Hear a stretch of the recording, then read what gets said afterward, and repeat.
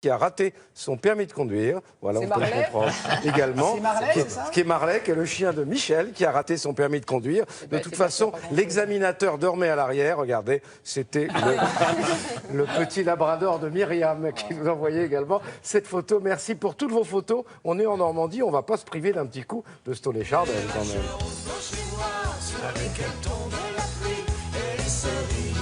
Sauf que là, on va pas à la découverte des vaches de Normandie, mais d'une espèce de chien endémique. Vous nous dites que c'est l'origine des caniches et c'est un chien à mourir. On a envie de l'adopter tout de suite. Il n'est pas à adopter, hein, celui-là. Ah non, cette petite barbée est déjà placée, déjà vendue, donc elle ne sera pas à placer, évidemment. Elle a 3 mois. Elle a 3 mois et aujourd'hui... Donc ça devient un gros chien quand même. Bah oui, vous allez voir, tout à l'heure, on a des représentants de toutes les races normandes sur notre plateau ce matin. C'est un plateau extraordinaire. Alors, si je vous parle aujourd'hui de ces races, c'est parce que Didier, vous savez, il vous fait voyager dans des contrées extraordinaires. Et moi, je vais vous montrer qu'en restant en France, on a de quoi voyager et de s'émerveiller.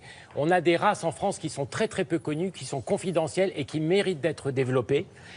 Et nous allons partir en reportage, voir Madeleine. Madeleine, c'est une consoeur, une vétérinaire à la retraite qui a décidé de sauver l'épagnol de Pont-Audemer. Un épagnol à la tête incroyable, dont je rêverais d'ailleurs d'avoir la chevelure. Regardez plutôt.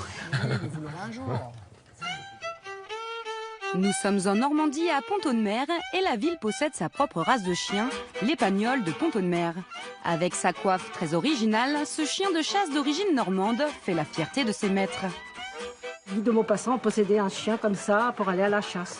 Il avait tellement une frisure, il l'appelait comme ça, le clown des marais. Quand on va sur le marché ou les gens nous disent en passant « Ah, vous avez fait des frisures à votre chien », mais non, on se croit à Versailles. Voilà. Le Pont-Audemer est la plus ancienne race d'épagnols, apparue bien avant le plus célèbre breton. Pourtant, il a bien failli disparaître, c'est Madeleine, ancienne vétérinaire, qui l'a sauvé de l'extinction il y a 30 ans. La guerre de 45 lui a été fatale. Quand j'ai commencé à m'en occuper, en 1980, il restait 45 sujets. Un jour, dans ma salle d'attente, j'ai vu un monsieur avec un chien qui était un épagnol de Pont-Audemer. J'ai dit, enfin, il n'en existe plus. Il me dit, si.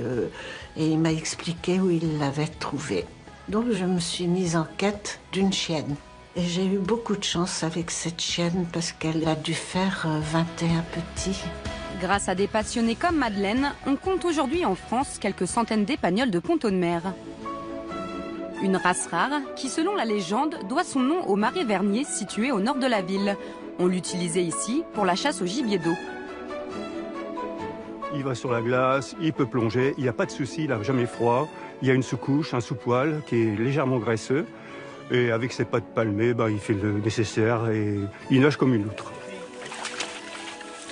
Sur l'entretien, il ne faut rien, on ne fait rien, jamais de shampoing, son poil devient terne, devient très plat et on ne demande pas ça à un Pont-Audemer, on demande qu'il soit bouclé. C'est naturel, c'est un chien rustique, il faut bien le savoir.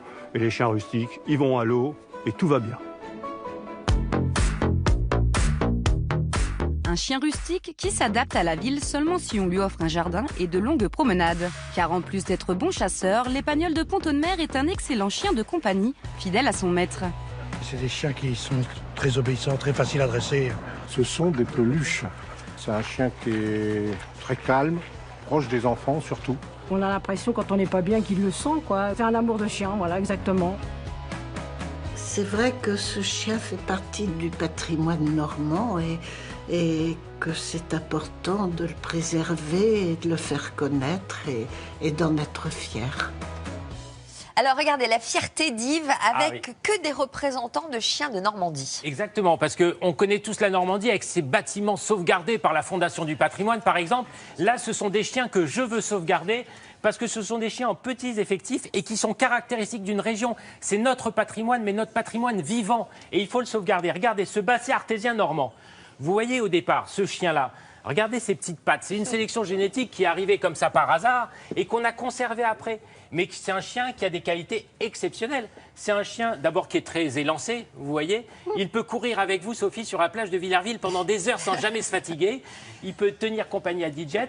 C'est un C'est chien... un chien de chasse. Ah oui. L'origine, oui. Qu'est-ce qu'il chasse, madame? En principe, le lapin. Mais bon, on peut lui faire chasser aussi bien les lièvres, les chevreuils, et il y en a qui l'emmènent au sanglier. D'accord, donc c'est un chien qui court beaucoup. Très bon beaucoup, coureur. Voilà, très Voilà. bon coureur. Alors, il est plus fin que le basset artésien. Il est plus fin que le Basset Hound, vous savez, le chien de Colombo, Ouais. qui est vraiment un chien beaucoup plus robuste, 2 fois plus gros à peu près. Donc ce chien-là est très élancé et c'est un chien qui peut être aussi un chien de canapé, un chien de compagnie. C'est un chien qui est très polyvalent. Et vous voyez, avec un poil court comme ça, il peut sortir sous la pluie normande, ça ne le gênera pas trop. Mais alors après, à propos d'eau, vous avez les chiens extraordinaires pour l'eau, ce sont les barbets. Et ces chiens-là, vous voyez, là on a 2 femelles barbets, 2 petites de 3 mois environ. Et puis leur mère, attention Sophie, leur mère que j'ai amenée sur le plateau, qu'on m'a amenée sur le plateau, est championne du monde. Wow. Une barbet championne du monde, il n'y en a qu'une, c'est celle-ci. Et figurez-vous que cette chienne, elle a des pattes palmées, comme les canards, c'est presque une palmipède. Ils ont tous des pattes palmées, c'est pas une spécificité propre à cette chienne. Pas cette chienne. Les barbets ont des pattes palmées. Alors du coup, sont des chiens qui peuvent aller se balader en plein milieu d'une pièce d'eau et aller chercher par exemple un canard que le chasseur aura fait tomber du ciel. Et ces chiens-là, ils ont un pelage qui est très particulier. On ne sait pas trop s'ils voient bien ou pas, mais leur sens essentiel, c'est le flair et c'est l'audition. Ils entendent très très bien. Je ne sais pas s'il voit bien, mais regardez, elle a quand même les cheveux dans les yeux, là. Hein. Elle voit bien malgré sa frange. Bien, oui, il ne faut pas leur couper le... Jamais. Non, jamais. C'est une protection à la chasse. Et la preuve qu'ils voient bien, Sophie, c'est que ces chiens-là, on en fait même des chiens guides d'aveugles exceptionnels. Et un chien guide d'aveugle sans vue, ça ne serait pas possible. Donc, ils voient bien. C'est la preuve. Pourquoi vous dites que c'est une protection à la chasse? Pour les ronces, pour les roseaux, voilà. Donc, c'est vraiment une protection, le poil devant les yeux. Et alors après, on parle des épagnols bretons, mais ceux-là sont des épagnols normaux. Oh là là là là. Ce sont des épagnols français, Sophie, voilà. Des épagnols qui viennent de Normandie, qui ne viennent pas de Bretagne. L'épagnol breton est beaucoup plus petit. Ouais. Ça, c'est l'épagnol français. Regardez cette ligne très distinguée, quasi british, on peut dire. En fait, quasi british, mais on tient à ce qu'il soit français. C'est entre l'épagnol breton et le setter irlandais. Mais celui-là est français. Vous êtes d'accord ou pas, monsieur? Tout à fait. Bon. C'est le chien continental qui est à l'origine de toutes les autres races. On appelle ça le chien d'oiselle. Il date du Moyen-Âge. Ouais. À l'époque, les gens chassaient à cheval, chassaient la fauconnerie et tout. Donc, c'était des chiens d'oiselle qui, en fait, sont devenus les origines des Britanniques, des continentaux. Bon, après, les modes ont changé et c'est un abbé, Gaston Phébus, qui l'a remis à la mode en 1920. Ah ouais, monsieur connaît parfaitement l'histoire. Et vous chassez avec votre chien? Vous chassez tout à quoi?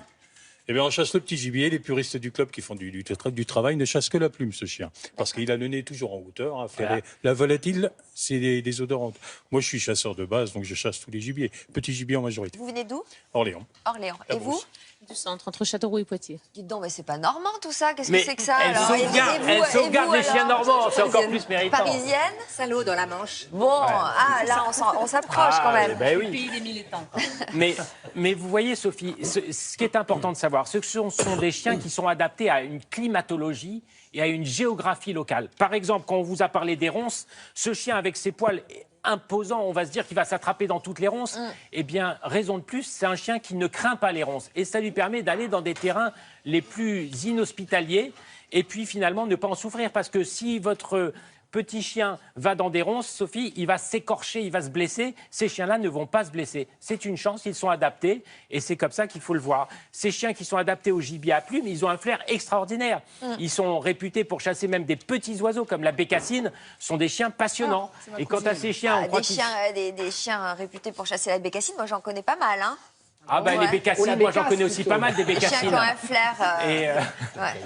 Bon, donc vous êtes pour, évidemment, la reproduction de ces races endémiques. Mais oui, parce que sinon on va voir disparaître ce patrimoine vivant français et ça serait une catastrophe.